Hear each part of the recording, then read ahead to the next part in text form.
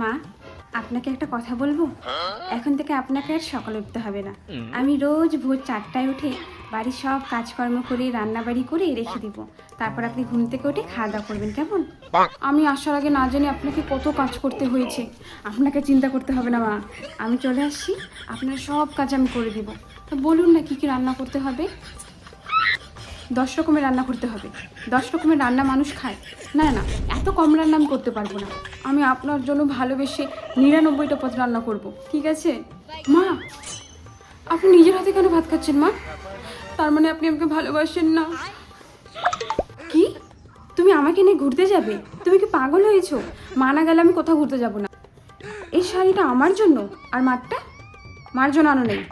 মা, আপনি শাড়িটা রাখুন তো, রাখুন। না না, আপনি পরবেন। আর আপনার যত ছিঁড়া ফাটা পুরনো জামা কাপড় আছে যেগুলো ডেনে ফেলে দেওয়ার মতন, ওগুলো আপনি আমাকে দিবেন, ওগুলো আমি পরবো, কেমন?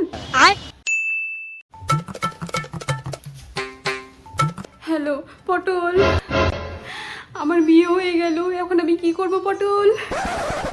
তোমাকে ছাড়া আমি ভালো নেই পটল।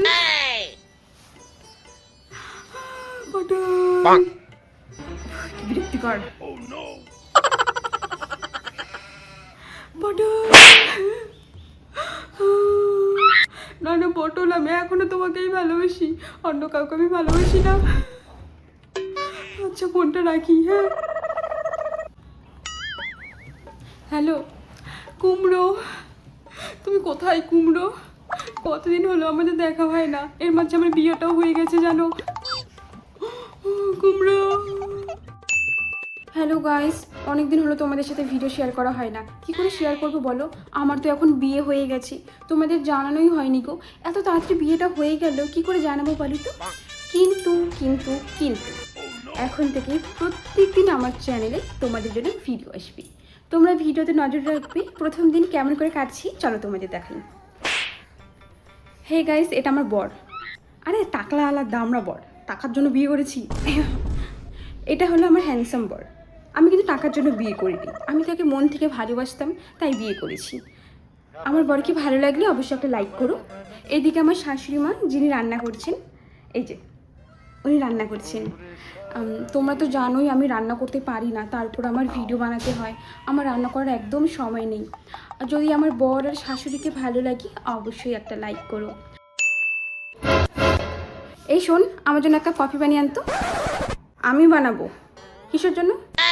তোকে তো আমি বলেই দিয়েছিলাম আমি বিয়ের পর কোনো কাজ করতে পারবো না, এমনকি কফিও বানাতে পারবো না। আমি কফি বানাতে পারি না, তুই নিজেকে বানা। My life my rules. আমি কীভাবে থাকবো, শাড়ি পরবো না পরবো আমার ব্যাপার। তুই আমাকে জ্ঞান দিতে আসবি না, বুঝলি? নিজের চরকায় তেল দে। হ্যাঁ মা, তুমি আমাকে যেমনটা বলেছিলে আমি তেমনটাই করছি। তুমি যে আমাকে ওষুধটা দিয়েছিলে সেটা তোমাদের জামাইকে খাইয়ে আমি পুরো হাতের মুঠোই করে নিয়েছি। এখন শুধু কটা লোক বাকি, তাদেরকেও আমি নিজের বশে করে নেব, তাহলে এই পুরো বাড়িটাই আমার।